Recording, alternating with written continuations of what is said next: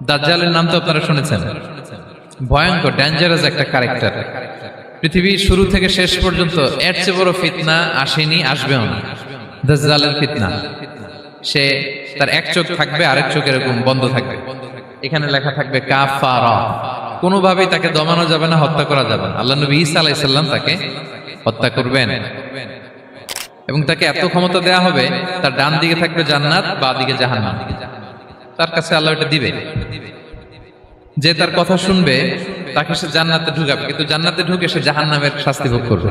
এটা তার বাইরের মানুষ বুঝবে না, অ্যাপারেন্টলি এটা জান্নাত। আর যে তাকে মানবে না তাকে সে জাহান্নামে ফেলবে, কিন্তু জাহান্নামে ঢুকলেও সে জান্নাতের নাজ নেয়ামত ভোগ করবে। তাহলে ক্ষমতা, তার ক্ষমতার সামনে সবকিছু একেবারে ছিন্ন বিচ্ছিন্ন হয়ে যাবে, এত ক্ষমতা হবে তার। সে যেমনটি বলবে তেমনটি করতে হবে, বাতাসের চেয়ে দ্রুত বেগে সে এক দেশ থেকে আরেক দেশে চলে যাবে। এবং এই ফিতনা, এই পরীক্ষার মুহূর্তগুলোতে মানুষ কিভাবে নিজেকে ধরে রাখবে তার সলিউশন আল্লাহ তাআলা সূরা কাহফে দিয়েছেন। এই চারটা ফিতনা থেকে বাঁচার জন্য আল্লাহ সূরা কাহফে চারটা ঘটনা উল্লেখ করেছেন। نحمده ونصلي على رسوله الكريم أما بعد فأعوذ بالله من الشيطان الرجيم بسم الله الرحمن الرحيم أم حسبت أن أصحاب الكهف والرقيم كانوا من آياتنا عجبا صدق الله العظيم رب اشرح لي صدري ويسر لي أمري واحلل عقدة من لساني يفقه قولي আল্লাহ রাব্বুল ইজ্জা ওয়াল জালালের দরবারে শুকরিয়া জ্ঞাপন করছি। আমরা সবাই পড়ে নিচ্ছি কালিমাতুশ শুকর, আলহামদুলিল্লাহ। সম্মানিত শুধু আমি সূরা কাহফের একটা আয়াত তেলাওয়াত করেছি এবং আমি ভেবে এসেছি যে সূরা কাহফ থেকে কিছু কথা আপনাদের সাথে আজকে শেয়ার করব ইনশাআল্লাহ বিইذنিল্লাহ। সূরা কাহফের যে লেসন গুলো আছে, দ্য কি লেসনস ফ্রম সূরা আল কাহফ বা দ্য প্রাইম লেসনস ফ্রম সূরা আল কাহফ, এটা আপনাদের সাথে আমি শেয়ার করব ইনশাআল্লাহ বিইذنিল্লাহ। সূরা কাহফ এটি মাক্কি সূরা, মক্কায় নাজিল হয়েছে।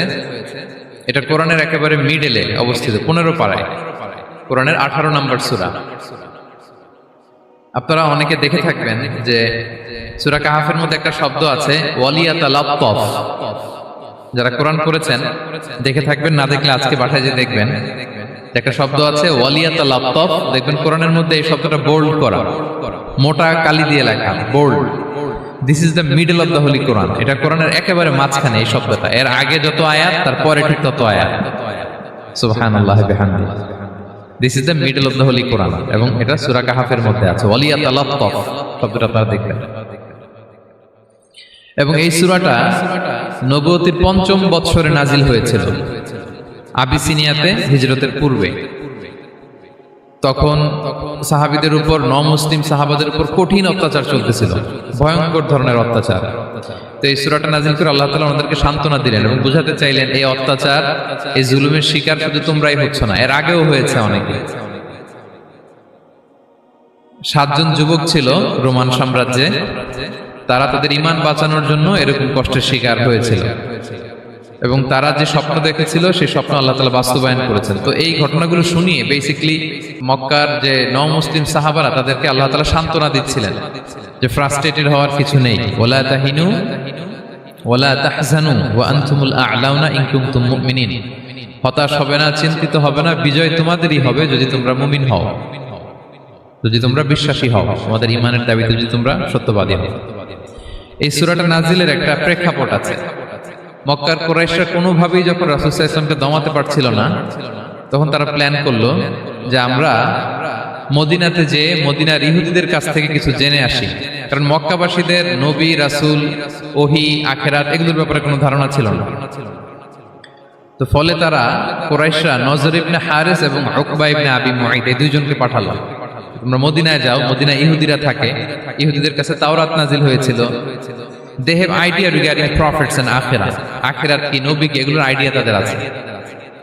তো তাদের দুইজনকে পাঠালো যে তোমরা যে তাদের জিজ্ঞেস করো যে আমাদের জ্ঞাতি ভাইদের মধ্যে থেকে একজন তো নবী দাবি করে, সে কি আসলে নবী কিনা, আমরা কিভাবে বুঝবো?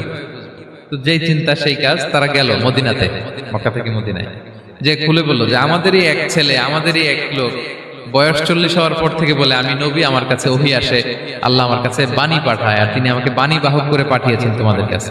এটা আসলে সত্য কিনা আমরা একটু কনফিউশনে আছি। তো ইহুদিরা বলল, তোমরা যে তাকে 3টি প্রশ্ন করবে, যদি উত্তর দিতে পারে বুঝবে সত্য নবী।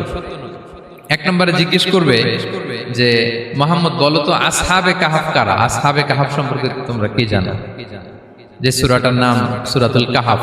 কাহাফ মানে হচ্ছে কেই, গুহা, মানে গুহাবাসী 7 জন যুবক এই গুহার ভিতরে আশ্রয় নিয়েছিল ঈমান বাঁচানোর জন্য। মুহাম্মদ তুমি যদি সত্য নবী হও বলো এই ঘটনাটা কি। 2 নম্বরে তাকে জিজ্ঞেস করবে জুলকারনাইন বাদশা সম্পর্কে কি জানে, সে কিছু জানে কিনা। 3 নম্বর তাকে জিজ্ঞেস করবে মা হুয়া রূহ, রূহ কি?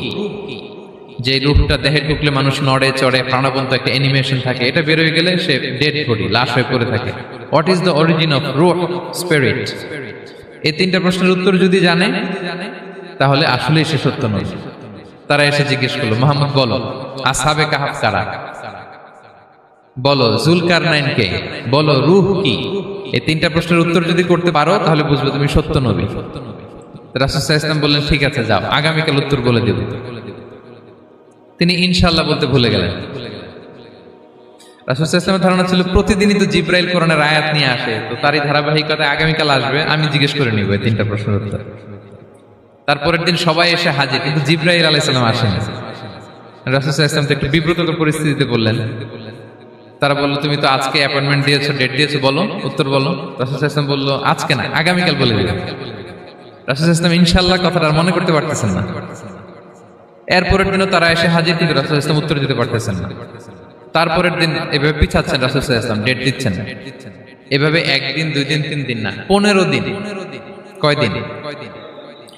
এদিকে তো এই প্রশ্নের উত্তর জানার জন্য এখন 1-2 আসে না, দলে বলে কাফিররা আসে। কারণ রাসূল সাল্লাল্লাহু আলাইহি ওয়াসাল্লামকে এখানে অপমান করা যাচ্ছে, ছোট করা যাচ্ছে, হেয় করা যাচ্ছে। তারা এসে হাসাহাসি করে। আবু বকর, ওমর রাদিয়াল্লাহু আনহুকে বলে দেখো তোমরা না বলছো সত্য নবী, উনি সত্য নবী হলে তো প্রথম দিন উত্তর দিয়ে দিতে পারতো, পারে না কেন? এটা থেকে বোঝা যাচ্ছে তিনি আসলে মিথ্যাবাদী। 15 দিন রাসূল সাল্লাল্লাহু আলাইহি ওয়াসাল্লামের জন্য এত বিব্রতকর পরিস্থিতি আর ছিল না। 15 দিন পর আল্লাহ তাআলা আয়াত নাযিল করলেন ওয়ালা তাকুলান্না বিশাইইন ইন্নী ফাইলুন যালিকা গাদা ইল্লা আইয়াশা আল্লাহ। অর্থাৎ হে নবী, ভবিষ্যতের কোনো কাজে যখন ওয়াদা দিবেন, কমিটমেন্ট করবেন, আপনি আইয়াশা আল্লাহ মানে ইনশাআল্লাহ বলা ছাড়া কখনো দিবেন না। রাসূল সাল্লাল্লাহু আলাইহি ওয়াসাল্লামকে শিক্ষা দেওয়ার মধ্য দিয়ে বেসিক্যালি আল্লাহ তাআলা গোটা মুসলিম উম্মাহকে শিক্ষা দিলেন, আমাদেরকে শিক্ষা দিলেন, যাতে আমরা ভবিষ্যতের কাজে আগে ইনশাআল্লাহ বলি। তো রাসূল সাল্লাল্লাহু আলাইহি ওয়াসাল্লাম লেসনটা পেলেন। এরপর আল্লাহ তাআলা উত্তর জানিয়ে দিলেন আম হাসিবিতা আন্না আসহাবাল কাহফি ওয়ার রাকিমি কানু মিন আয়াতিনা আজাবা। টানা 2 পৃষ্ঠা উত্তর দিলেন আসহাবুল কাহফ কারা। তাওরাত, জাবুর, ইনজিলে কোথাও এত বিস্তারিত উত্তর নাই আসহাবে কাহফের ব্যাপারে। আল্লাহ তাআলা আল কাহাফ, সূরাতুল কাহাফ নামে গুহাবাসীদের নামে একটা সূরা দিলেন, বিস্তারিত 2 পৃষ্ঠায় বর্ণনা করলেন তারা কারা। কুরাইশরা তো তাআজ্জুব বনে গেল, ঘটনা কি, মুহাম্মদের উত্তর কিভাবে জানলো? সে তো কারো কাছে পড়ে নাই, লেখে নাই, এই দেশের বাইরেও কোথাও যায় নাই। দ্বিতীয় প্রশ্ন ছিল জুলকারনাইনকে আল্লাহ আয়াত নাযিল করলেন ওয়াসআলুনাকা আন যিল কারনাইন কুল সাআতলু আলাইকুম মিনহু যিকরা। টানা আল্লাহ তাআলা প্রায় 1.5 পৃষ্ঠা, 1 পৃষ্ঠারও বেশি জুলকারনাইনের ঘটনা শোনালেন। আর রূহের কথা শোনালেন সূরা আল ইসরাতে ওয়াসআলুনাকা আনির রূহ কুলির রূহু মিন আমরি রাব্বি ওয়া মা উতীতুম মিনাল ইলমি ইল্লা কালিলা। রূহ এটা আল্লাহর স্পেশাল একটা অর্ডার, আল্লাহর আদেশে এটা ঢুকে আল্লাহর আদেশে বের হয়, এটা কেউ ছুঁতে পারে না, ধরতে পারে না, দেখতে পারে না, এটা আল্লাহর পক্ষ থেকে একটা মিরাকেল। 3টা প্রশ্নের উত্তর যখন আল্লাহ তাআলা দিয়ে দিলেন, রাসূল সাল্লাল্লাহু আলাইহি ওয়াসাল্লাম তাদেরকে সাবলীল ভাষায় শুনিয়ে দিলেন, তারা অবাক হয়ে গেল। এইটা হচ্ছে সূরাতুল কাহাফ নাজিল হওয়ার প্রেক্ষাপট। এরকম একটা সিচুয়েশনে নবুয়তির 5ম বছরে আল্লাহ তাআলা এই সূরাটা নাজিল করেছেন। এই সূরার কিছু ফজিলত আছে। রাসূল সাল্লাল্লাহু আলাইহি ওয়াসাল্লাম জুমার দিনে এই সূরাটা আমাদেরকে তেলাওয়াত করতে বলেছেন। আপনারা তেলাওয়াত করেন তো? সূরা কাহাফ যদি জেনে না থাকেন আজকে থেকে করবেন। রাসূল সাল্লাল্লাহু আলাইহি ওয়াসাল্লাম বলেছেন যে জুমার দিনে যে এই সূরা কাহাফ তেলাওয়াত করবে, মান ক্বারাআ সূরাতাল কাহফি ফি ইয়াউমিল জুমআতি আদাআ লাহু মিনান নূরি মা বাইনাল জুমআতাইন। 2 জুমার মাঝখানে আল্লাহ তাআলা এই জুমার সময়টাকে তার জন্য আলোকিত করে দেয়। কি করে দেয়? আলোকিত করে দেয়। একটা নূর তার জন্য সেট করে, এই নূর তাকে হেদায়েতের পথে অবশিষ্ট রাখে। এটা হচ্ছে একটা। তাহলে জুমার দিন আমরা সূরা কাহাফ তেলাওয়াত করব, মনে করি এটা সুন্নাহ। জুমার দিনের সুন্নাহগুলোর মধ্যে থেকে একটা সুন্নাহ হচ্ছে সূরা কাহাফ তেলাওয়াত করা। আবার আরেকটা হাদিসে রাসূল সাল্লাল্লাহু আলাইহি ওয়াসাল্লাম বলেছেন মান হাফিজা 10 আয়াতিন মিন আউয়ালি সূরাতিল কাহফি উসিমা মিন ফিতনাতিদ দাজ্জাল। যে ব্যক্তি সূরা কাহফের প্রথম 10 আয়াত মুখস্থ করবে সে দাজ্জালের ফিতনা থেকে মুক্তি পাবে। দাজ্জালের নাম তো আপনারা শুনেছেন, ভয়ঙ্কর ডেঞ্জারাস একটা ক্যারেক্টার। পৃথিবীর শুরু থেকে শেষ পর্যন্ত এর চেয়ে বড় ফিতনা আসেনি, আসবেও না। দাজ্জালের ফিতনা, সে তার এক চোখ থাকবে, আরেক চোখ এরকম বন্ধ থাকবে, এখানে লেখা থাকবে কাফারা।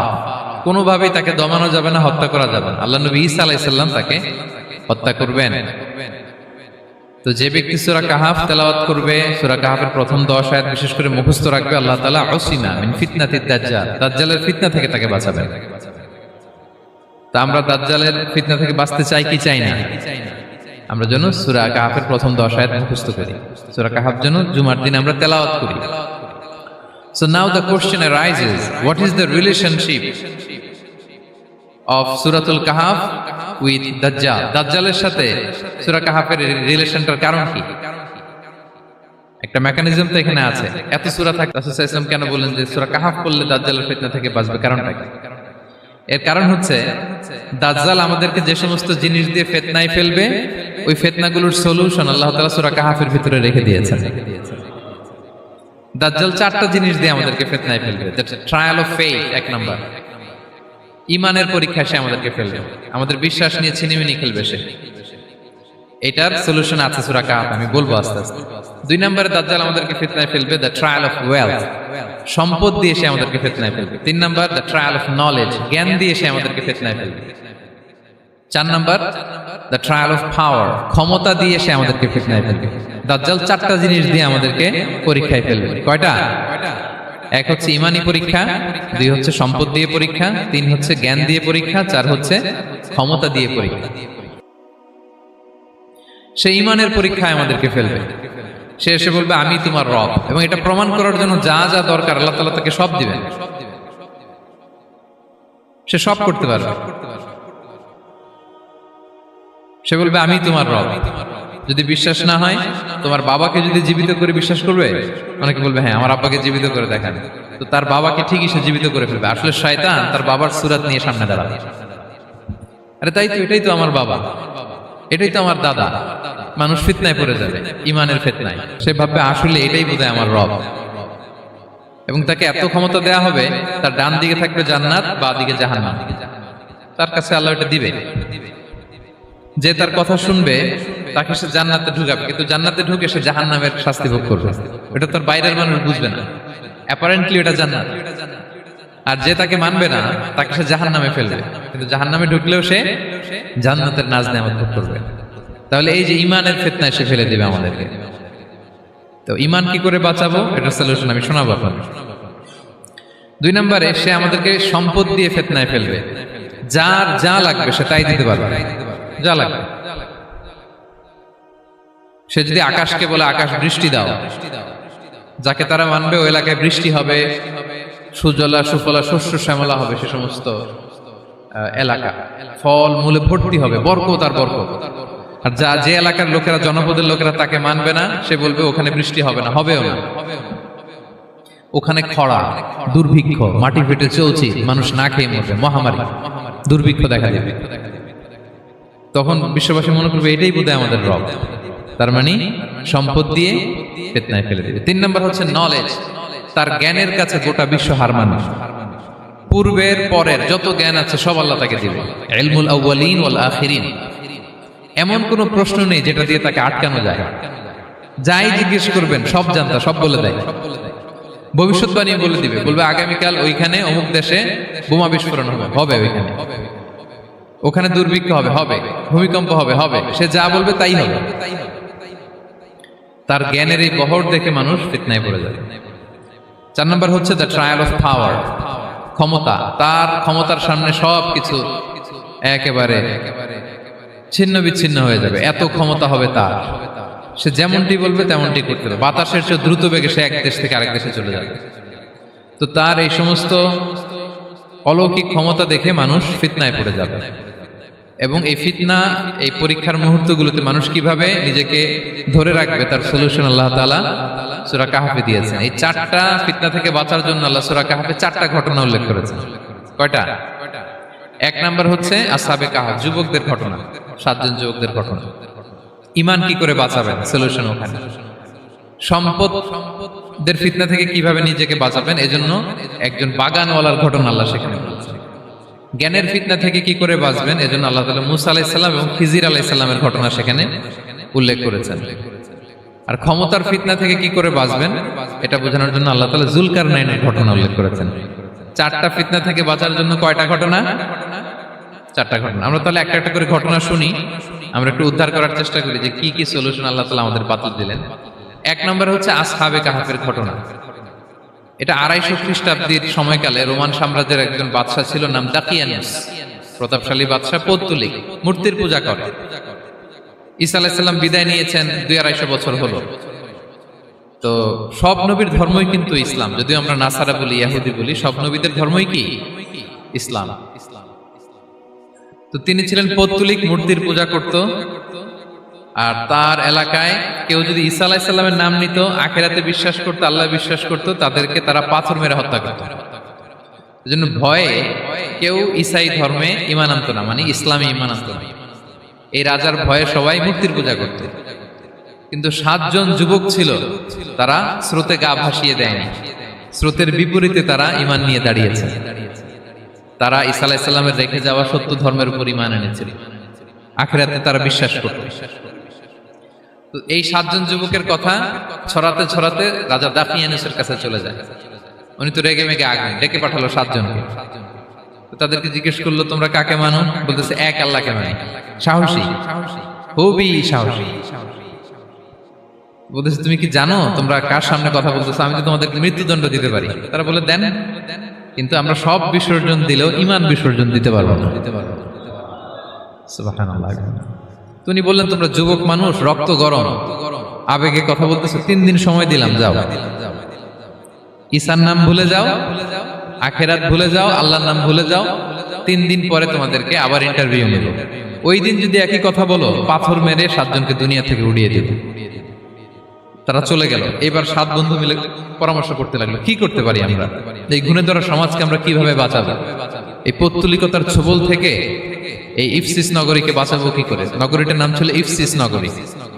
বর্তমানে এটা তুরস্কের ইজমির শহরে অবস্থিত। এখনো জায়গাটা প্রত্নতাত্ত্বিকদের ওই ইয়েতে এটা সংরক্ষিত, এখনো টুরিস্টরা যায়। তো তারা বলল, আমরা ঈমান বিসর্জন দিব না, যদি আমরা ওদের কথা মেনে নেই আমরা তো মুশরিক হয়ে গেলাম, চলো আমরা এক কাজ করি, আমরা এলাকা ছেড়ে দিই। এই 7 যুবক আল্লাহর উপর ভরসা করে তারা বাড়ি ঘর আত্মীয় স্বজন সব ছেড়ে দিয়ে, লোকালয় ছেড়ে দূরে একটা পাহাড়ের ভেতরে আশ্রয় নিল। পাহাড়ের ভেতরে একটা গুহা ছিল, এই গুহা কি আরবিতে বলে আল কাহাফ। কি বলে? এই সূরার নাম কি? সূরাতুল কাহাফ। তো তাদের সাথে সাথে একটা কুকুরও যাচ্ছিল। তারা বারবার তাড়িয়ে দেওয়ার চেষ্টা করতেছিল কুকুরটাকে, যাতে না যায়, কিন্তু কুকুর শুধু কান্না করে তাদের সাথে যাওয়ার জন্য ঘেউ ঘেউ করতেছিল। এই কুকুরটাকেও সাথে নিল। ভালো মানুষদের সাথে থাকলে কি হয় দেখেন, এই কুকুরের কথা, যেহেতু 7 জন ইমানদারের সাথে একটা কুকুর ছিল, এই কুকুরের কথা আল্লাহ সূরাতুল কাহাফে উল্লেখ করে দিয়েছেন। ওয়া কালবুহুম বাসিতুন যিরাআইহি বিল ওয়াসি। তো তারা ভিতরে গেল, যে প্রচন্ড ক্লান্ত, তারা ঘুমিয়ে পড়ল। কি করলো? এই এক ঘুমে আল্লাহ 309 বছর কাটাই দিলেন। কয়শো 9 বছর? 9 বছর ঘুম, সব ঘুম, প্রচন্ড ঘুম, ঘুম যেন আর কাটে না। 309 বছর পরে এরা জাগলো। এখন খুব ক্ষুধা, ঘুমে আর মোর ভাঙতেছে। আর একজন জিজ্ঞেস করতেছে, কি লম্বা সময় ঘুম দিলাম কোথায় আমরা? একজন বলতেছে, হ্যাঁ মনে সারাদিনই ঘুমাইছি আমরা। আরেকজন বলতেছে, না না সারাদিন না, দিনের কিছু অংশ হয়তো ঘুমাইছি। আসলে কয় বছর ঘুমাইছে? 309 বছর। তো এদিকে সভ্যতার তো চেঞ্জ। এখানে ওই দাকিয়ানুস মরে, এর ছেলে মরে, এর নাতি মরে, পুতি মরে, এখন 6ষ্ঠ নম্বর রাজা আসছে। প্রজন্মের পর প্রজন্ম তো শেষ। 309 বছরে কমপক্ষে 4-5টা জেনারেশন চেঞ্জ হবে। তো জেনারেশন চেঞ্জ হয়ে, এলাকা চেঞ্জ হয়ে, তারা যে স্বপ্ন দেখেছিল এই ইফসিস নগরীতে কালিমার পতাকা উঠবে, তাদের স্বপ্ন আল্লাহ বাস্তবায়ন করেছেন। 309 বছরের ব্যবধানে এই এলাকার সবাই মুসলিম হয়ে গেছে। আল্লাহ চাইছিলেন ওদেরকে দেখাবে, এটা ওদের স্বপ্নটা যে বাস্তবায়ন হয়েছে এটা দেখাবে। তো ঘুম থেকে উঠছে, একজনকে তারা বললো যে লুকায় লুকায় চাদর মুড়ি দিয়ে কিছু রুটি নিয়ে আসো বাজার থেকে, যাতে তোমাকে না চিনে। চাদর মুড়ি দিয়ে যাও। কিছু পয়সা ছিল, মুদ্রা দিয়ে দিস। তো সে যে যখন দোকানদারের কাছ থেকে রুটি নিয়েছে আর মুদ্রা দিছে, দোকানদার বলে এই মুদ্রা কোথা থেকে আসলো? 309 বছর আগে মালয়েশিয়াতে রিঙ্গিট ছিল কিনা জানি না, যেভাবে ওরা ট্রানজাকশন করতে পারে যেটা ছিল, ওইটা যদি এখন কেউ দেয় রাজধানী বিলাসে খাবার পাওয়া যাবে? হ্যাঁ। তো রুটিওয়ালা বলে তুমি বর্তমান সময়ের মুদ্রা দাও, এটা দিচ্ছ কেন? বলতেছে এটা তো বর্তমান সময়ের মুদ্রা। বলতেছে এই যে মুদ্রার মধ্যে দেখো কোন সালের সিল দেওয়া, এটা তো শত শত বছর আগে। বলতেছে কি বলে শত বছর আগে? আমি তো আজকে সকালেই বাজার করলাম, ওই বাজার করে যে টাকাগুলো ছিল ওইটাই তো পকেটে। বলতেছে বলে কি? নিশ্চয়ই তুমি গুপ্তধনের সন্ধান পেয়েছো, হিডেন ট্রেজার। বলো, মানে তার সাথে এদের কথাবার্তা কিছু মিলতেছে না। পরে তাকে ধরে ওই সময়কার রাজার কাছে নিয়ে গেছে। ওই রাজা আবার মুসলিম, সবাই মুসলিম তখন। সে যা বলে এরাও কেউ বিশ্বাস করে না, এরাও যা বলে এও বিশ্বাস করে না। আর এলাকায় এর বাড়ি ঘর আসবে কোত্থেকে? এর নাতি পুতি যা আছে 5-6 পুরুষ তো মরে সবাই কবরে। তখন তার কথা শুনে সবাই অবাক। তো এটা মিলানোর জন্য তারা 309 বছর আগের দাকিয়ানুস বাদশার সরকারি যে নথিপত্র, ওই পুরাতন ছিঁড়া নথিপত্র তারা বের করলো। বের করে দেখে ঠিকই দাকিয়ানুস নামে এক বাদশা ছিল, আর অনেক শত শত বছর আগে মোস্ট ওয়ান্টেড 7 জন যুবক ছিল, যাদের ব্যাপারে এক্সিকিউশনের অর্ডার ছিল। এখন দেখে তারা অবাক। লম্বা ঘটনা আমি খুব শর্ট করে বলতেছি। পরে সবাই মিলে তাকে সহ ওই গুহায় গেল। গুহায় যাওয়ার পরে সে বাকিদেরকে ডাকতে গুহার ভিতরে ঢুকলো। আল্লাহ তাআলা 7 জনকে ওইখানে মৃত্যু দিয়ে দিলেন। চিরকালের জন্য এই 7 জন ঘুমায় পড়লো। আর এলাকাবাসী রাজা সহ ওইখানে তারা একটা মসজিদ নির্মাণ করলো। This is the story of আসহাবে কাহাফ। তো এলাকাবাসী যদিও মুসলিম হয়েছিল, কিন্তু আখিরাতের ব্যাপারে তাদের একটা সন্দেহ ছিল যে আসলে মানুষ মরার পরে কি আবার জীবিত হবে? মৃত্যুবরণ করার পরে আবার মানুষ জীবিত হবে? তাদের মনের মধ্যে একটা সন্দেহ ছিল যে আসলে মারা গেলে মানুষ আবার উঠতে পারে। তাদের এই সন্দেহ দূর করার জন্য আল্লাহ তাআলা এই 7 জনকে 309 বছর ঘুম পাড়িয়ে আবার জীবিত করলেন। সুবহানাল্লাহ বিহামদিহি। তাহলে ঈমান কিভাবে বাঁচাতে হয়, এটার প্রেরণা আমরা এই 7 যুবকের কাছ থেকে পাই। এখানে যেটা আমরা শিখি প্রিয় ভাইরা, 1 নম্বর লেসন হচ্ছে আমাদের গুড কোম্পানি লাগবে, রাইটাস পিপল, মানে আমাদের সার্কেলটা ভালো হইতে হবে। তাদের 7 জনের সার্কেলটা খুব ভালো ছিল, ফলে তারা বিপথে যায় না, এবং তারা এমন শক্ত সিদ্ধান্ত নিয়েছে যে আল্লাহ তাআলা সেটাতে বরকত দিয়েছেন, গোটা সমাজকে আল্লাহ তাআলা চেঞ্জ করে দিয়েছেন। এটা হচ্ছে 1 নম্বর লেসন। আপনি ঈমান বাঁচাতে হলে আপনার সার্কেল ভালো লাগবে। খুঁজবেন, যে এলাকায় যাবেন ওখানে নামাজি সার্কেল কারা আছে, ওখানে জ্ঞানী গুণী আল্লাহ তাআলা বিশাল বড় খেজুরের বাগান আর আঙ্গুরের বাগান দিয়েছেন, বিশাল অনেক বড় বিজনেস ম্যাগনেট। তো এই সম্পদের অহংকার সে করত। সে প্রায় তার গরিব বন্ধুকে বলতো যে তোর চেয়ে আমার সম্পদও বেশি, সন্তানও বেশি, জনবল বেশি, লোকবল বেশি, অর্থবল বেশি, সব বেশি। অহংকারে তার পা মাটিতে পড়তো না। আর সে আখিরাতে অবিশ্বাস করত, এবং সে বলতো যে এই সম্পদ আমারে বাঁচাবে, চিরকাল আমাকে স্মরণীয় করে রাখবে, এই সম্পদ কোনোদিন যাবে না। অনেক বড় বড় ধনীরা আছে, তারা এরকম মনে করে যে আমি এত বড় সিআইপি, হ্যাঁ, আমি এত বড় বিজনেস ম্যাগনেট, এই দিন বোধহয় আর চেঞ্জ হতে পারে না, আমার আজীবনই বোধহয় এত পাওয়ার থাকবে, এত সম্পদ থাকবে। এটা ভুল ধারণা। এটা কি ভুল ধারণা?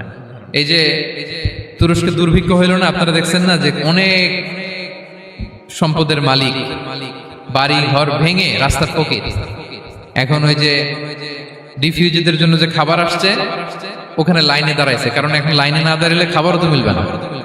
1000 কোটি টাকার মালিক ছিল, ভেঙে চুরে সব শেষ। এখন রিলিফের নেওয়ার জন্য দুস্থদের কাতারে ওখানে দাঁড়াইছে, কারণ দাঁড়াইলেই কিছু খাবার পাওয়া যাবে, খিচুড়ি পাওয়া যাবে, তা না হলে তো খাবারটাও মিলবে না। এই যে বঙ্গবাজারে আগুন লাগলো আমাদের বাংলাদেশে, 20টা-25টা দোকান ছিল অনেকের যাদের অন্যান্য বিজনেস আছে তারা হয়তো সার্ভাইভ করতে পারতেছে, কিন্তু এমন অনেক ব্যবসায়ী ছিল সব শেষ, জ্বলে পুড়ে তার টাকা পয়সা পুঁজি স্বপ্ন সব শেষ। তো ধনীকে গরিব বানাতে আল্লাহর 1 সেকেন্ডও লাগে না। ওই বিশাল প্রাসাদ থেকে টেনে ভাঙ্গা থালা হাতে দিয়ে রাস্তায় নামাইতে আল্লাহর কয় সেকেন্ড লাগে বলেন তো? 1 সেকেন্ডও লাগে না। সো এই লেসনটা কিন্তু আমাদের নিতে হবে, এবং ওই ব্যক্তির নসিবে তাই ঘটেছিল। সে যখন অহংকার করতেছিল আল্লাহ তাআলা আকাশ থেকে হুসবান একটা আগুন পাঠালো। ওই আগুন এসে তার আঙ্গুরের বাগান, তার খেজুরের বাগান, বিশাল মাইলকে মাইল এই বাগান জ্বালিয়ে পুরো মুহূর্তের মধ্যে সারখার করে, এবং মুহূর্তের মধ্যে সে পথের ভিখারি, ফকির। এই ঘটনাটা এনে আল্লাহ তাআলা সম্পদশালীদেরকে রিমাইন্ডার দিলেন যে এই সম্পদের ফিতনায় তোমরা পড়ে যেও না। আমরা সম্পদশালী হলে বাস্তবতা অনেক সময় ভুলে যাই। সূরাতুল হুমাযাতে আল্লাহ তাআলা বলেন ইয়াহসাবু আন্না মালাহু আখলাদা, সম্পদশালীরা মনে করে এই সম্পদ আমাকে চিরকাল বাঁচিয়ে রাখবে, চিরকাল বোধহয় এই সম্পদ আমার হাতে থাকবে। না, এটা হাতের ময়লা, আজ আছে কাল নাই, যে কোনো সময় চলে যেতে পারে। এটা হচ্ছে ম্যাটেরিয়ালিস্টিক আউটলুক, বস্তুবাদী চিন্তা থেকে এই আমাদের ধনী ভাইদের এই সমস্যাটা হয়। ভোগবাদী চিন্তার প্রভাব আর কি। সম্পদ যখন হাতে থাকে ধরাকে সরাজ্ঞান করে, মনে করে যে সবই আমার কন্ট্রোলে। না, আপনারে ওই গরিবের কাতারে আনতে, ওই রিলিফের সম্পদ নেয়ার জন্য ওই লাইনে দাঁড় করাইতে আল্লাহর 1 সেকেন্ডও লাগে না। এটা খেয়াল রাখতে হবে। আমরা যখন প্রাইভেট কারে চড়ি মাঝে মাঝে অনেকে এসে হাত পাতে, এদেরকে ছোট করা যাবে না। গল্পটা আল্লাহ ভিন্ন করতে আল্লাহর 1 সেকেন্ডও লাগে না। ওইদিকে আমি দাঁড়ায় হাত পাততাম আর উনি প্রাইভেট কারে বসে থাকতো। আল্লাহ চাইলে এরকম করতে পারতেন না? পারতেন। তো এখান থেকে আমাদের জন্য শিক্ষা হচ্ছে সম্পদ এটা ক্ষণস্থায়ী, আজ আছে কাল নাই, এটা ক্ষণস্থায়ী, এটাকে এভারলাস্টিং মনে করা যাবে না। এভারলাস্টিং হচ্ছে আখিরাত। ওয়ালাল আখিরাতু খায়রুল লাকা মিনাল উলা, আখিরাত তোমার জন্য দুনিয়ার চেয়ে শ্রেষ্ঠ। এবং আল্লাহ তাআলা দৃষ্টান্ত একটা দিয়েছেন যে দুনিয়ার জীবনটা হচ্ছে কামা, ওই পানির মতো যেটা আনজালনাহু মিনাস সামা, আকাশ থেকে নাজিল করেছি। ওই পানি ক্ষেতের মধ্যে পড়ে ফসল, ফুল ফসল হয়েছে। এরপরে যখন ফসল কাটা হয় ওই ক্ষেত খামার এগুলো তৃণলতা হয়ে যায়, ভুসির মতো হয়ে যায়। তখন বাতাসের ঝাপটায় একবার এদিকে যায় একবার ওদিকে যায়। অনেক লম্বা উপমা, আমি সংক্ষেপে বললাম। তো শেষ আউটপুটটা হচ্ছে এটা, সম্পদ এটা মুহূর্তেই চলে যেতে পারে। সম্পদ উপার্জন জায়েজ আছে, মুসলিমরা সম্পদ উপার্জন করতে পারবে, কোনো অসুবিধা নাই। আপনি যদি ধনী হন এটা ভালো, ফলে আপনি যাকাত দিতে পারবেন, অসহায় দুস্থদের সহায়তা করতে পারবেন, কন্ট্রিবিউট করতে পারবেন। আপনি সম্পদ হাতের মুঠোয় নেবেন, কন্ট্রোল করবেন, কিন্তু এই দিকে স্থান দিবেন না। দ্যাটস ইট, তাহলেই হবে। আমরা সম্পদ কি করতে পারবো? উপার্জন করতে পারবো, কিন্তু হৃদয়ে স্থান দিতে পারবো না। হৃদয়ে স্থান থাকবে আখিরাতের। এই মাইন্ডসেট যদি আপনি গড়ে তোলেন তাহলে সম্পদের ফিতনা আপনি কখনো পড়বেন না। এই পয়েন্টটা কি ক্লিয়ার সবার? ক্লিয়ার। 3 নাম্বার ফিতনা ছিল কিসের ফিতনা দেখি কে বলতে পারে? প্রথমটা হচ্ছে বিশ্বাস বা ঈমানের ফিতনা, 2 নাম্বার হচ্ছে সম্পদের ফিতনা, 3 নাম্বার জ্ঞানের ফিতনা। জ্ঞানেরও কিন্তু ইলমেরও একটা গরম আছে। যার ইলম আছে তার মধ্যে এই সমস্যাটা কাজ করে। সেটার জন্য আল্লাহ তাআলা মুসা আলাইহিস সালাম, খিজির আলাইহিস সালামের ঘটনা বলেন। আমি খুব সংক্ষেপে বলবো, সময় কম। মুসা আলাইহিস সালাম হচ্ছে বনি ইসরাইলের নবী, আর খিজির আলাইহিস সালাম কেউ বলেছেন নবী, কেউ বলেছেন আল্লাহর ওলি। আসলে আরবিতে ওনার নাম খদির, আমরা বাংলায় বলি খিজির। খদির মানে সবুজ। উনি যে কোনো জায়গায় বসলে ওখানে মরা গাছ, লতা পাতা এগুলো সবুজ হয়ে যেত। অনুর্বর এলাকার উপর দিয়ে হেঁটে গেলে ওটা উর্বর হয়ে যেত। তো মুসা আলাইহিস সালাম একবার ওয়াজ করতেছেন এইভাবে বনি ইসরাইলের সামনে, খুতবা দিচ্ছেন। হঠাৎ এক লোক দাঁড়ায় বলে, ইয়া নবী আল্লাহ, মান আ'লামু ফিল আরদ, বর্তমান পৃথিবীতে সবচেয়ে জ্ঞানী কে? মুসা আলাইহিস সালাম বলেন, ফাকালা আনা, আমি। কি বললেন? উনি আসলে ভুল কিছু বলেন নাই, কারণ প্রত্যেক জামানার নবীকেই আল্লাহ তাআলা সবচেয়ে বেশি জ্ঞান দিয়ে পাঠান, কারণ তার কাছে ওহীর জ্ঞান আসে, অদৃশ্যের খবর আসে, ইলমুল গায়ব আসে। কিন্তু এই উত্তরটা আল্লাহ তাআলার পছন্দ হয় না। আল্লাহ তাআলা চাচ্ছিলেন মুসা যদি বলতো আল্লাহ তাআলাই জানে কে জ্ঞানী বা আল্লাহই সবচেয়ে জ্ঞানী, এরকম হলে ভালো হতো। কিন্তু মুসা আলাইহিস সালাম কি বলছে? আমি। এখন প্রশ্ন করলো সবচেয়ে বড় জ্ঞানী কে? উনি কি বললেন? আমি। এই যে আমি এটাতে ঝামেলা আছে। আমি বড়, আমি জানি, আমি সব। This is problematic. আল্লাহ এটা পছন্দ করলেন না। আল্লাহ তাআলা মুসা আলাইহিস সালামকে বললেন, মুসা তুমি যে বলছো তুমি জ্ঞানী, না তুমি জ্ঞানী না, তোমার চেয়ে বড় জ্ঞানী আছে। মুসা আলাইহিস সালাম বলে, তাই নাকি? আমার চেয়ে বড় জ্ঞানী কে? তো আল্লাহ তাআলা বললেন, ইযহাব ইলা মাজমাইল বাহরাইন, 2 সাগর বা 2 নদীর মিলনস্থলে যাও, ওখানে আমার এক বান্দা আছে তোমার চেয়েও জ্ঞানী। মুসা আলাইহিস সালাম বললেন, তাই নাকি? তো আল্লাহ আমি কিভাবে চিনি উনি কোথায় থাকে, কিভাবে বুঝবো? আল্লাহ বললেন, একটা বড় মাছ নাও, এটাকে ফ্রাই করো, এটাকে ফ্রাই করে একটা ঝুড়ির ভেতরে নাও, যেখানে এই মাছটা সাগরে ঢুকে যাবে ওখানে আমার বান্দাকে পাবে। তো উনি ওনার সহযোগী ইউশা ইবনে নুনকে নিয়ে হাঁটতে লাগলেন। হাঁটতে হাঁটতে এক জায়গায় ক্লান্ত হয়ে পাথরের পাশে বিশ্রাম নিলেন। ওই পাথর থেকে আবার এক ধরনের পানি বের হয়, এই পানিটারে বলে আবে হায়াতের পানি, মা উল হায়াত, জীবন নদীর পানি। এই পানি কোনো মৃত প্রাণী বা বস্তুর গায়ে লাগলে ওটা জীবিত হয়ে যায়। তো ওনারা পাথরে হেলান দিয়ে বিশ্রাম নিচ্ছিলেন, ওই পানি ওই ফ্রাই করা মাছের গায়ে লাগার সাথে সাথে মাছ জীবিত হয়ে ঝুড়ি থেকে বের হয়ে সাগরে ঢুকে গেছে। ওনারা আর খেয়াল করেন না। এরপর আবার হাঁটতে লাগলেন। হাঁটতে হাঁটতে যখন ক্লান্ত শ্রান্ত তখন বলে, এই ইউসা, আমাদের ওই মাছ ফ্রাই মাছটা দাও, এখন খাই। ঝুড়ি খুলে দেখে মাছ নাই। মাছ গেল কোথায়?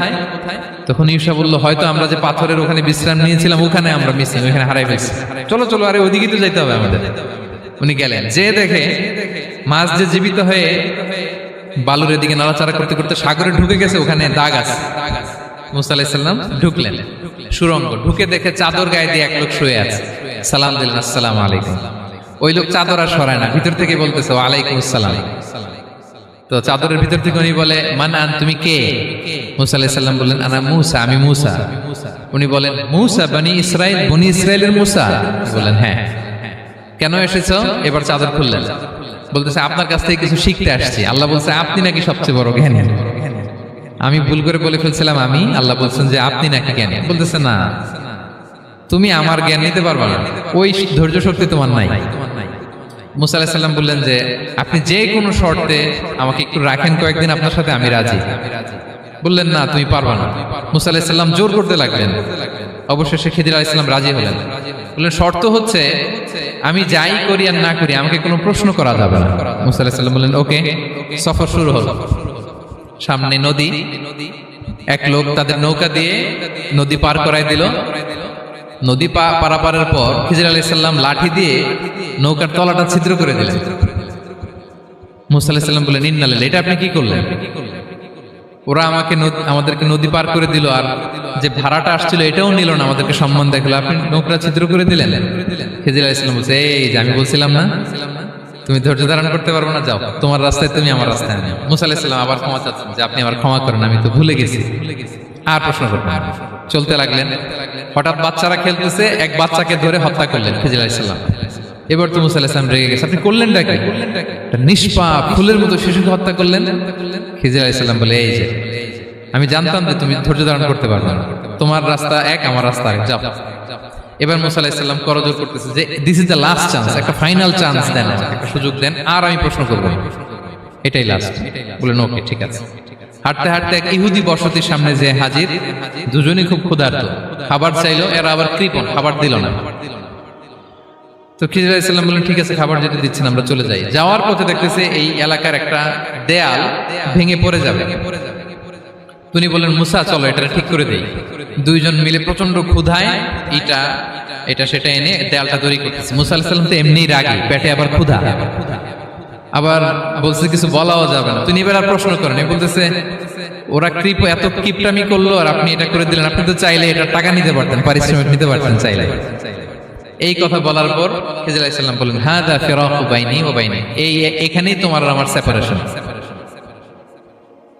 আর সামনে আগানো যাবে না, তোমার কোনো ধৈর্যই নেই।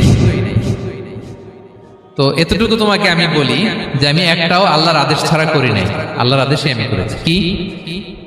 এক নম্বর হচ্ছে ওই যে আমাদের ভাড়া নিতে চাইলো না, আমাদেরকে পার করে দিল, নৌকাটা ছিদ্র করেছি কারণ এই এলাকায় একজন জালিম বাদশা আছে, সে নৌকা পেলেই গরিব মাঝিদের নৌকা সিজ করে নিয়ে যায়।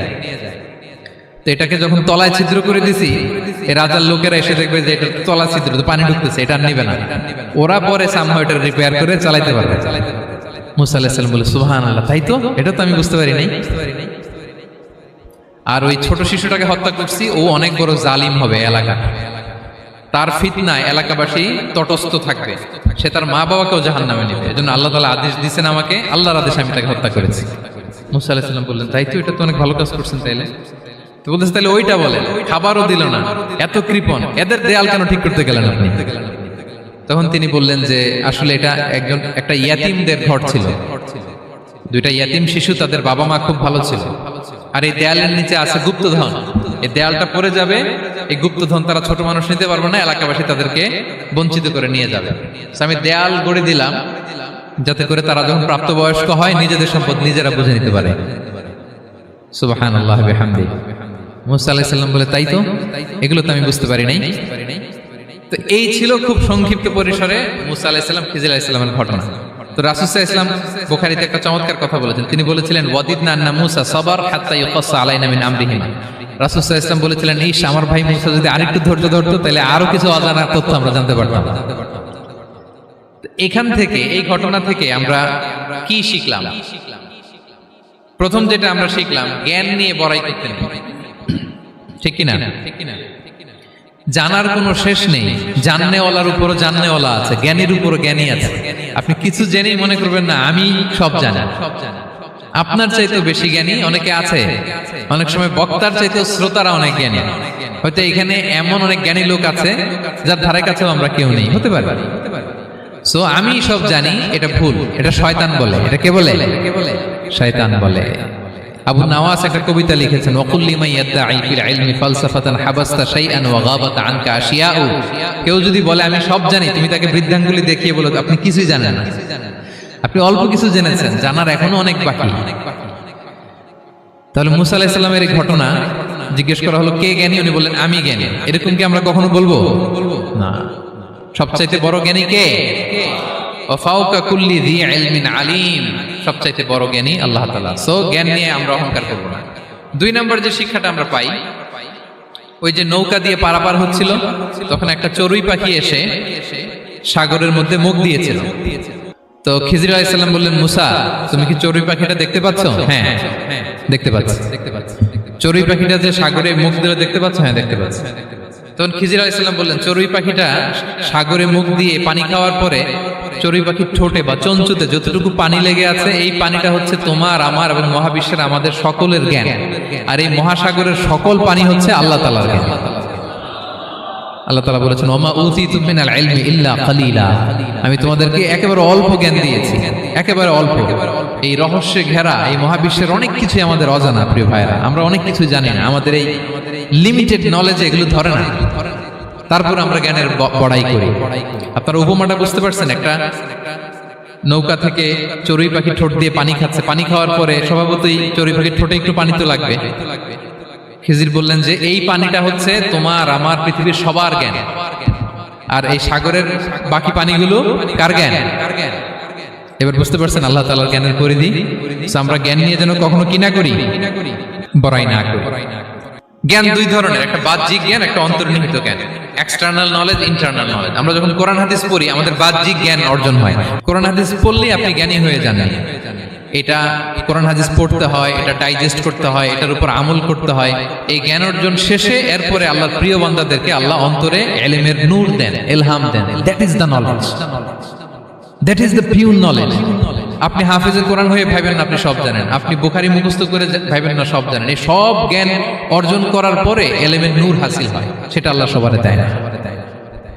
সো এই অন্তর্নিহিত জ্ঞান, দূরদৃষ্টি, farsightedness, that is the pure knowledge. এটার জন্য বছরের পর বছর, যুগের পর যুগ সাধনা করতে হয়। সেটার জন্য এই জ্ঞান অর্জনের জন্য তিনটা জিনিস করতে হয় ইলমের নূর অর্জনের জন্য। কয়টা? এক হচ্ছে বিনয়, দুই হচ্ছে সফর, তিন হচ্ছে সবর। আবার বলি, এক হচ্ছে বিনয়, দুই হচ্ছে সফর, তিন হচ্ছে সবর। আল্লাহ তাআলা আল্লাহর নবীকে তাওরাত দেওয়ার পরেও আরো ট্রেনিং সেশন করাইছেন খিজির আলাইহিস সালামের কাছে। যাও, ওনার কাছে গেলে তুমি ছোট হবা, নত হবা। জ্ঞান যদি আমি নিতে চাই আমাকে ছোট হইতে হবে। ধরেন একটা গ্লাস থেকে একটা খালি গ্লাসে পানি ঢালবো, তো যেটাতে নেওয়া হবে এটা উপরে থাকলে হবে? যে গ্লাসটার মধ্যে পানি আছে এটা উপরে থাকবে, ওইটা ব্ল্যাঙ্ক গ্লাসের মধ্যে পড়বে। আপনি নলেজ, ইলম নিতে চাইলে আপনাকে নিচে থাকতে হবে, উনি উপরে থাকবে। আপনার শায়েখ আপনাকে দিবে, আপনার উস্তাদ আপনাকে দিবে, আপনার মুর্শিদ আপনাকে দিবে। বুঝতে পেরেছেন?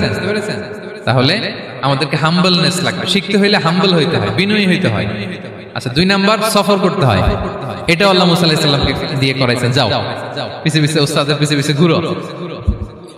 তো এজন্য সফর করতে হয়। এখন ঘরে বসে অনেক কিছু জানা গেল, উস্তাদের সান্নিধ্য লাগে, সফর করতে হয়। আমাদের ক্লাসিক আলেমরা হাদিস কালেকশনের জন্য শহরকে শহর সফর করতেন। এখনো আমাদের আলেমরা দেওবন্দে যায়, মিশরে যায়, মদিনায় যায়। এখানকার মালয়েশিয়ান স্টুডেন্টরাও দেশে বিদেশে যে নলেজ অর্জন করে। সফর আপনাকে লাগবে। তাহলে বিনয়, সফর, 3 নম্বরে কি সবর, ধৈর্যশীল হইতে হবে। দেখেন মুসা আলাইহিস সালাম বারবার প্রশ্ন করে ফেলতেছেন, বারবার ওয়াদা ভঙ্গ করতেছেন, এরকম করলে হবে না, ধৈর্য লাগবে। ধৈর্যের বলে বলিয়ান হলে তখনই আপনার মধ্যে ইলম আসবে। তাহলে জ্ঞানের ফিতনায় পড়ার আর আমাদের কোনো সম্ভাবনা আছে? আমরা বিনয়ী হব, আমরা জ্ঞান আল্লাহর দিকে ফিরাই দেব, আমরা বলবো উনি সবচেয়ে ভালো জানেন। পারা যাবে তো ইনশাআল্লাহ? আচ্ছা, আমি একেবারে শেষ পর্যায়ে চলে আসছি, 2 মিনিটের মধ্যে শেষ করে দিচ্ছি। 3 নাম্বার ছিল কিসের ফিতনা? 4 নাম্বার ক্ষমতার ফিতনা। এই ফিতনা থেকে বাঁচার জন্য সর্বশেষ আল্লাহ তাআলা যুলকারনাইনের ঘটনা বলেছেন। অনেক বড় বাদশা ছিলেন, পৃথিবীতে 4 জন বাদশা গোটা বিশ্ব শাসন করেছেন, 2 জন কাফির, 2 জন মুমিন। কাফির একজন হচ্ছে নমরুদ, যিনি ইব্রাহিম আলাইহিস সালামকে আগুনে ফেলেছিলেন, আরেকজন হচ্ছে বখতে নাসার, যাকে ইংরেজিতে বলে নেবুচারনেজার দ্য সেকেন্ড, দ্বিতীয় নেবুচারনেজার। তারা কোনো নির্দিষ্ট এরিয়ার বাউন্ডারির বাদশা না, গোটা বিশ্বের বাদশা ছিলেন। এই 2 জন কাফির। আর 2 জন বাদশা ছিলেন গোটা বিশ্বকে শাসন করেছেন, তারা ছিলেন মুমিন। একজন হচ্ছে সুলাইমান আলাইহিস সালাম, আল্লাহর নবী, আরেকজন হচ্ছে যুলকারনাইন, গোটা বিশ্ব শাসন করেছেন, প্রাচ্য থেকে পাশ্চাত্য সব জায়গায় তিনি গিয়েছেন, ইসলামের বাণী প্রচার করেছেন, জালিমদেরকে শায়েস্তা করেছেন। তো এরকম দিক বিদিক তিনি জয় করতেছিলেন। অনেকে যুলকারনাইনকে আলেকজান্ডার দ্য গ্রেটের সাথে গুলিয়ে ফেলে না। ম্যাসিডোনিয়াতে যে আলেকজান্ডার দ্য গ্রেট ছিল, উনি আর যুলকারনাইন এক নন। যুলকারনাইন হচ্ছে আল্লাহ তাআলার প্রিয় একজন বান্দা, অনেক বড় সাহসী বীর পুরুষ ছিলেন, গোটা বিশ্বে ইসলাম প্রচার করেছেন। করতে করতে করতে করতে অনেক বড় ঘটনা, আমি সব শেষের ঘটনাটা বলি। উনি জর্জিয়া, বর্তমান যে জর্জিয়ার তিবলিসি এরিয়া, এখানে এসে একটা এলাকার সন্ধান পেলেন, যারা ওনাকে এসে বলল যে এখানে একটা জঙ্গলি গ্রুপ আছে যাদের নাম ইয়াজুজ মাজুজ, তারা এসে আমাদের উপর হামলা করে। হে যুলকারনাইন, আমরা আপনাকে ট্যাক্স কালেক্ট করে দিচ্ছি, আপনি তাদের মাঝে আর আমাদের মাঝে একটা প্রাচীর তৈরি করে দেন। আপনারা ইয়াজুজ মাজুজের নাম শুনেছেন না? ইংরেজিতে বলে গগ ম্যাগগ। নূহ আলাইহিস সালামের 4 সন্তান ছিল, হাম, সাম, ইয়াফাস, কানাআন। এই ইয়াফাসের বংশধর হচ্ছে ইয়াজুজ মাজুজ, জঙ্গলি, হাজার হাজার শুধু বংশ বিস্তার করে। তারা এসে লোকালয়ে মানুষের উপর আক্রমণ করে, তাদের গবাদি পশু এগুলো ছিনিয়ে নেয়, ফলমূল খেয়ে ফেলে।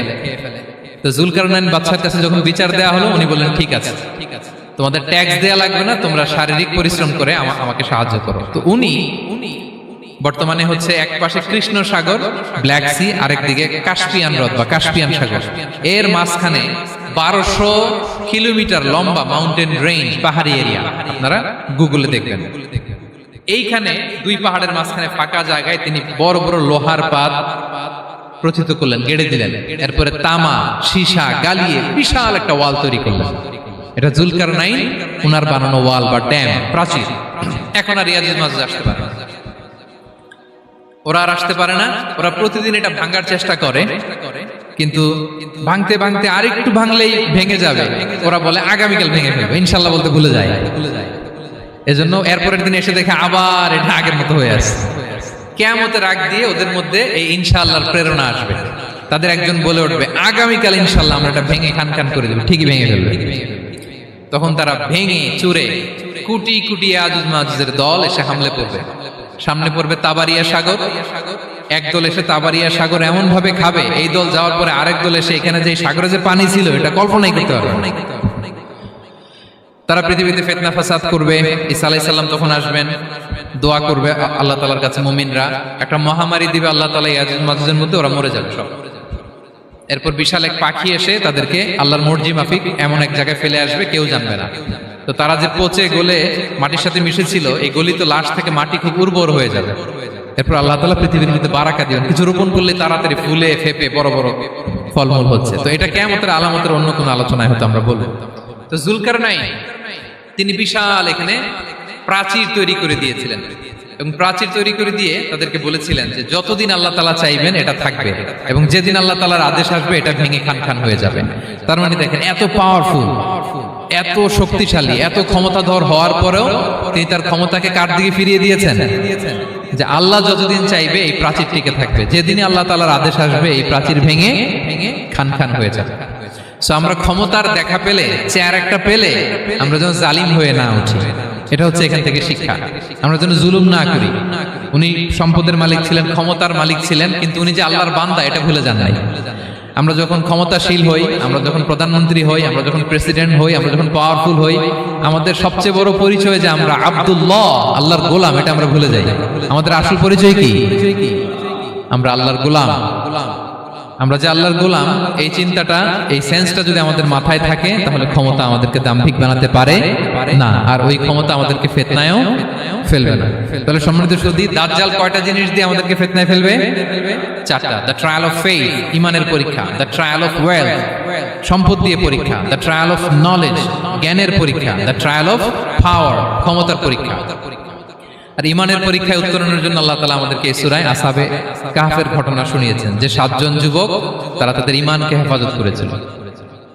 সম্পদের ফিতনা থেকে বাঁচানোর জন্য আল্লাহ তাআলা আমাদেরকে এক বাগানওয়ালার কাহিনী জানিয়েছেন, যে সম্পদ পেয়ে তোমরা দাম্ভিক হয়ে যাও না, এটা আজ আছে কাল থাকবে না। জ্ঞানের পরীক্ষা থেকে আমাদের মুক্তির জন্য আল্লাহ তাআলা অনেক বড় করে আল্লাহ নবী মুসা আলাইহিস সালাম এবং খিজির আলাইহিস সালামের ঘটনা শুনিয়েছেন, আমাদের বুঝিয়েছেন যে আমাদেরকে বিনয়ী হতে হবে, জ্ঞানের জন্য সফর করতে হবে এবং সবর করতে হবে। সব শেষে আল্লাহ তাআলা ক্ষমতার ফিতনা থেকে বাঁচানোর জন্য ক্ষমতাধর, আমরা তো একটা দেশের মালিক হই এখন, অমুক দেশের প্রেসিডেন্ট, অমুক দেশের প্রধানমন্ত্রী, উনি গোটা বিশ্বের প্রতাপশালী রাজা ছিলেন জুলকারনাইন, তারপরেও উনি যে আব্দুল্লাহ, উনি যে আল্লাহর গোলাম, এটা তিনি ভুলে যাননি। তাহলে এইভাবে যদি আমরা এই ফিতনাগুলো থেকে বাঁচার চেষ্টা করি, তাহলে এই ফিতনা থেকে আমরা বেঁচে থাকতে পারবো, এবং দাজ্জাল যদি এই মুহূর্তেও আসে, সে আমাদেরকে বিভ্রান্ত করতে পারবে না। পারবে না ইনশাআল্লাহ। ইনশাআল্লাহ বলেন। আর ভবিষ্যতের সব কাজের আগে আমরা সবসময় কি বলবো?